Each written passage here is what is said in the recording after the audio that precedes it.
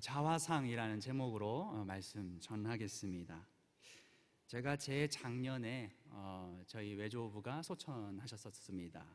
그래서 제가 그날 이제 본가를 방문하기 위해서 대구를 간 적이 있습니다. 근데 이제 그때 마침 대구에 이제 신세계가 있는데 그 신세계 백화점 안에 한 전시장이 있었습니다.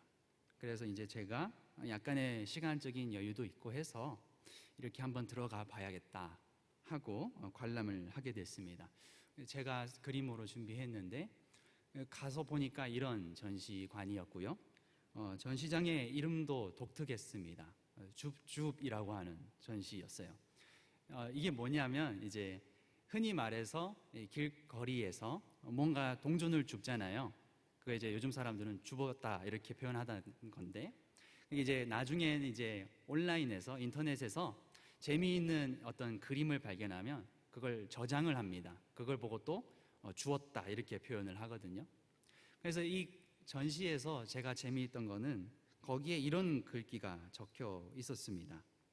우리는 매일 수많은 사물과 스쳐 지나가는 수백만 가지의 감정 그리고 장면 중에서 어떤 것은 고르고 또 다듬고 이야기를 덧대어서 각자의 고유한 곳에 모아두게 된다. 수많은 이름이 없는 돌멩이에서 하나의 특별한 돌멩이가 된 어떤 그 사물은 기억으로 안내하는 버튼과 같다. 이렇게 쌓인 무언가는 개인의 역사가 된다. 이런 글귀가 있었습니다. 저는 이걸 무심코 보다가 마침 그 옆에 전신 거울이 있었습니다. 거기서 이제 제 모습을 보게 되면서 그런 생각을 하게 됐습니다. 마침 가는 길이 장례식이었기 때문에 장례식장에는 결국 남는 것은 영정사진 하나밖에 없구나 라고 하는 것이고요. 그 다음에 수많은 감정과 이야기가 모이는 곳은 사람의 얼굴이구나 라는 것을 또 한번 느꼈습니다. 그래서 제가 이 이야기를 조금 더 말씀에 붙이기 위해서 그림을 또 준비를 해봤습니다. 여러분이 한 번쯤은 들어보셨을 렘브란트라고 하는 사람의 자화상입니다.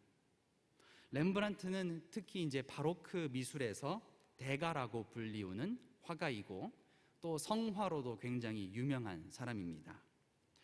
제가 주목하고 싶은 것은 이 사람의 수많은 성화보다는 이 사람의 자화상을 주목하고 싶었습니다. 이 사람은요, 평생 자신의 자화상과 또 주문에 따라서 그린 자화상이 모두 합쳐서 80점이 된다고 합니다. 렘브란트는요, 19살 때부터 친구와 화실을 차렸고 많은 사람들의 자화상을 그리면서 두상을 연습하고 얼굴 표정을 어떻게 자연스럽게 그릴까 이런 변화에 대한 연구를 했다고 합니다. 그러다가 처음으로 의뢰를 받아서 그림을 그렸는데 그것이 히트를 치게 되면서 이제 세간에 알려지게 된 것입니다. 암스테르담은 무역이 아주 활발했기 때문에 수많은 관광객들이 이 소문을 듣고 그에게 자화상을 의뢰합니다. 그리고 또 자기에게 배우겠다고 모여드는 학생들 덕분에 그는 나중에 엄청난 돈을 벌게 됩니다. 하지만 렘브란트는 허영심이 많은 사람이었습니다. 그래서 그는 그 돈을 저축하기보다는 값비싼 장신구와 가구들을 모으느라 재산을 모두 탕진하게 되었다라고 합니다.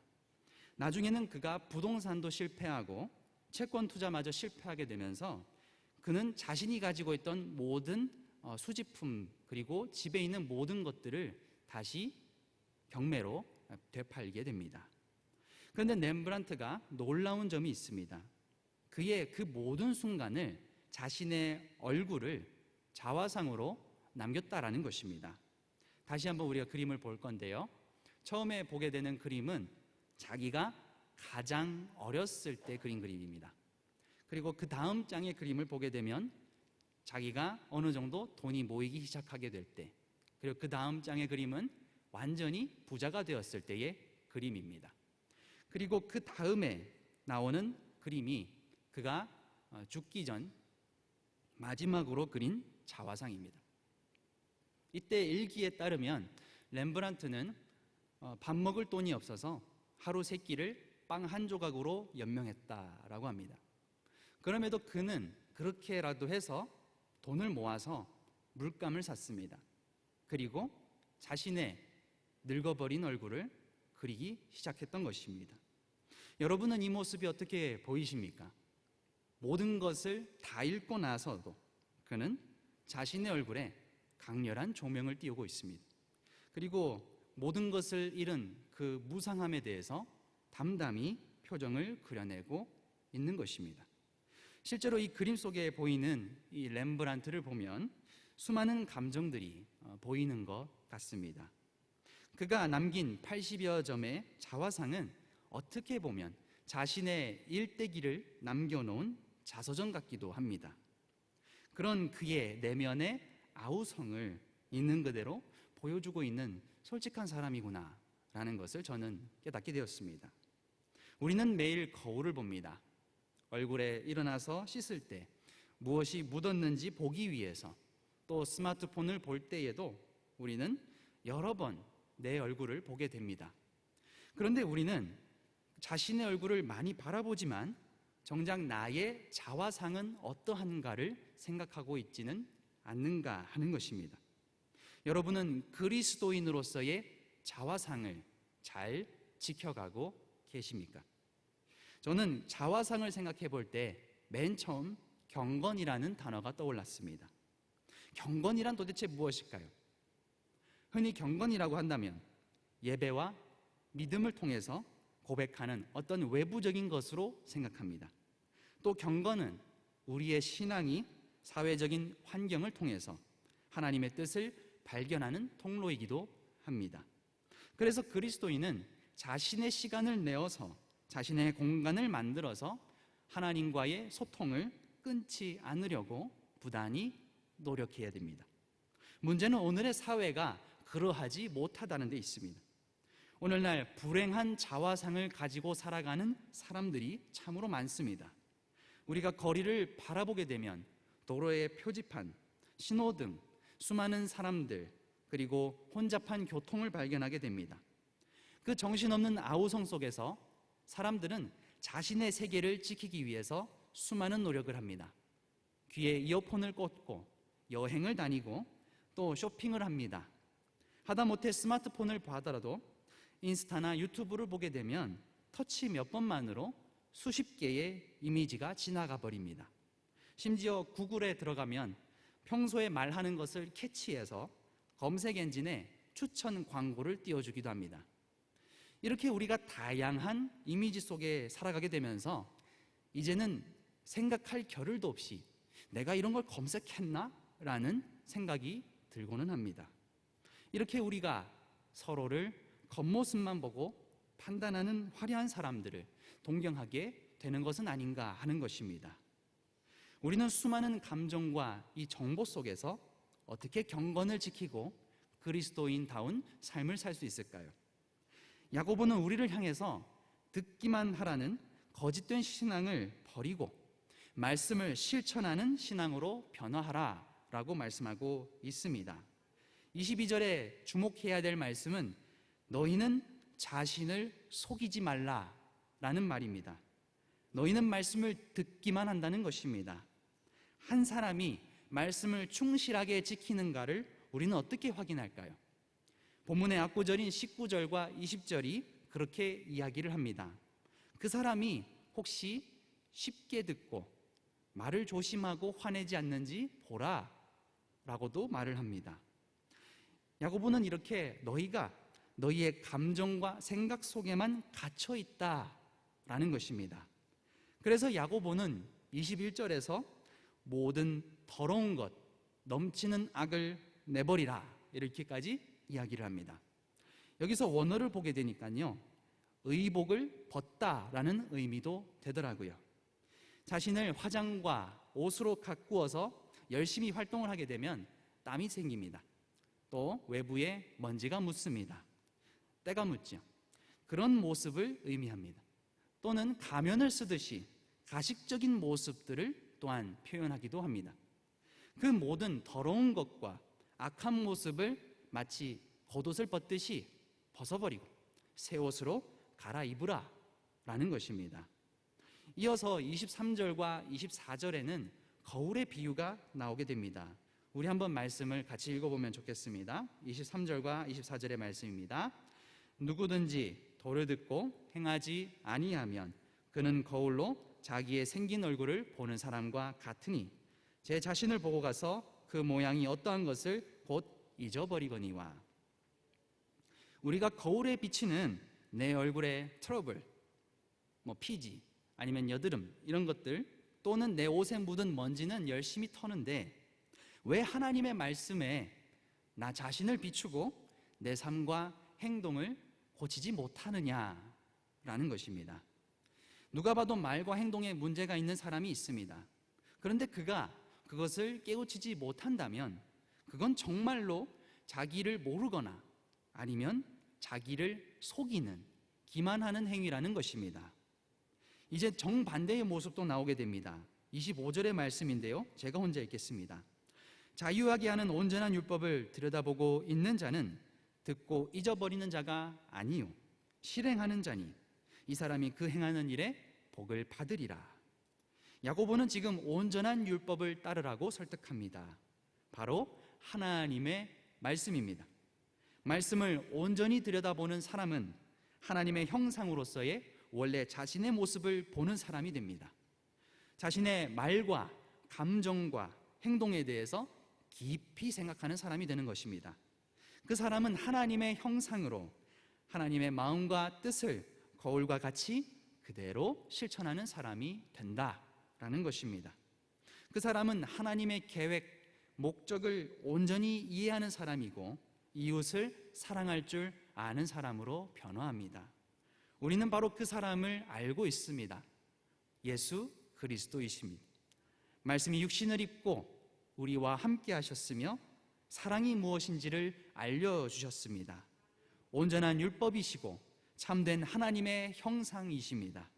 우리는 그 거울이신 예수님을 바라볼 때 예수님을 따라 말씀을 실천하면서 살아갈 수 있어야 합니다. 그러기 위해서 우리는 옛사람이라고 부르는 그의 자화상을 벗어야 하는 것입니다. 그러나 우리는 어떻습니까? 전에 가지고 있던 자화상을 마음속에 가지고 그것을 바라보고 있지 않습니까?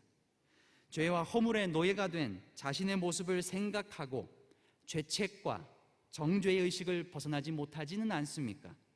불안과 낙심과 슬픈 말을 하면 그 모습이 실제로 자신의 마음과 얼굴이 되지 않습니까?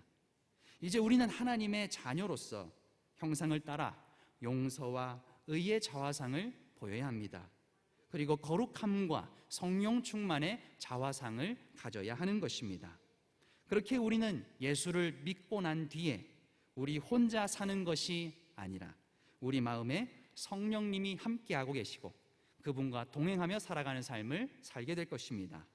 그러므로 우리는 말씀과 동행하며 자화상을 바라보고 마음속의 생각을 다스리고 고백할 때 많은 변화가 우리 가운데 다가오게 될 것입니다. 우리가 말씀의 얼굴을 비추이고 자유롭게 하는 율법을 묵상하면서 우리는 하나님의 뜻을 발견할 것입니다. 말씀을 통해서 인생을 향한 하나님의 뜻을 발견하는 그 사람은 소란스러운 세상으로부터 자신의 마음을 지키고 또 주변의 어려운 이웃을 사랑하는 마음을 받게 될 것입니다. 다시 처음 렘브란트의 그림을 한번 생각해 보시기 바랍니다. 그의 인생은 아름답지는 않았습니다. 그러나 그는 매 순간 자신의 감정을 그림으로 남기려고 했습니다. 렘브란트가 남긴 성화들이 오늘까지 명작으로 불리우는 것은 그가 그림 실력이 뛰어난 것도 있겠지만 그가 남긴 수많은 자화상처럼 계속해서 자기 모습을 돌아보고 기록하여 남기려고 하는 그 기억들이 우리가 앞에서 본 전시의 말처럼 거대한 하나의 역사가 되어서 그를 비춰주는 것이 아닐까 하는 것입니다. 우리는 여행을 갑니다. 근사한 곳에서 사진을 모읍니다. 소장하거나 카톡이나 인스타에 배경화면으로 만듭니다. 그러면서 우리는 정말로 내 자신을 성경에 비추고 있습니까? 우리는 이제 서로를 마주 봐야 하지 않겠습니까? 제가 한 글을 발견해서 같이 공유하고 싶습니다. 덴마크의 신학자인 키르케고르는 자기 시험을 위하여라는 책에서 이렇게 글을 썼습니다. 우리 함께 읽어보겠습니다. 말씀의 거울을 본 사람들은 옷을 입습니다. 사람들은 그가 무슨 생각으로 그렇게 꾸몄는지 물을 수 있습니다. 그러나 그는 대답할 필요가 없습니다. 그의 말보다 그의 얼굴과 전체의 분위기가 이미 더 많은 것을 표현하고 있기 때문입니다. 하나님의 말씀, 이 말씀이 여러분의 모습 가운데 어떻게 표현되고 있습니까? 여러분은 얼마나 말씀으로 자신을 가꾸고 있습니까? 똑같은 본문으로 이렇게 글을 쓰셨더라고요. 우리는 그리스도인입니다. 우리는 날마다 십자가에 달려 죽고 함께 부활하는 교회입니다. 말씀의 거울을 비추는 사람은 옷을 갈아입습니다. 그 옷이란 하나님의 말씀을 붙들고 스스로를 반성하고 기도하는 행위 그 자체인 것입니다. 그러면 마치 사람들이 오늘 패션 스타일이 어떤지, 오늘의 옷차림이 무엇인지, 브랜드는 무엇인지 묻는 것처럼 그 사람의 얼굴과 그 사람의 분위기를 보면서 뭔가 달라졌구나 알게 된다는 것입니다. 우리가 사는 세상에서는 수많은 사람들의 생명과 정신을 위협하는 일들이 많이 벌어집니다. 우리는 그 속에서 살아남기 위해서 발버둥을 칩니다. 그러나 사랑하는 성도 여러분, 우리는 이제부터 진정한 변화를 알게 되었습니다. 갈망과 무기력을 떨치고 내 모습을 말씀이라는 거울에 비추시기를 바랍니다. 우리는 자신의 얼굴만 사랑하는 것이 아니라 함께 서로 마주보면서 서로의 얼굴을 사랑할 수 있어야겠습니다. 매 순간 삶의 고통이 다가오게 될 때에 그 고통을 함께 나누면서 이웃을 사랑하는 마음을 가집시다. 그리고 말씀을 따라 순종하면서 자신을 지키고 경건한 믿음을 세워나가는 정직한 그리스도인 되시기를 간절히 기도합니다. 함께 기도하겠습니다. 사랑이 많으신 하나님 아버지, 우리에게 주님의 얼굴을 보게 하시고 구원을 맛보게 하심을 감사드립니다. 우리가 언제나 하나님의 말씀을 붙들고 이 세상 험난한 가운데 주님만 의지하며 살아가기를 간절히 소원합니다. 그러나 우리가 폭풍 속에서 살려달라고 부르짖는 제자들처럼 우리의 믿음이 부족해서 흔들리는 배 위에서 주님을 부르짖습니다. 주님, 그러나 그 배 위에서 곤히 주무신 것처럼 또한 오늘 말씀 속에서도 보여주신 것처럼 우리가 서로 사랑하며 서로의 얼굴을 거울에 비추어 보며 말씀을 따라 살아가기로 결단하는 위대한 믿음을 허락하여 주시옵소서. 그렇게 할 때에 우리의 자화상이 변화되어서 우리의 얼굴에 책임을 가지고 이 세상을 성실하게 살아가는 그리스도인의 일꾼 되게 하여 주시옵소서. 모든 것에 감사드리며 예수님의 이름으로 간절히 기도합니다. 아멘.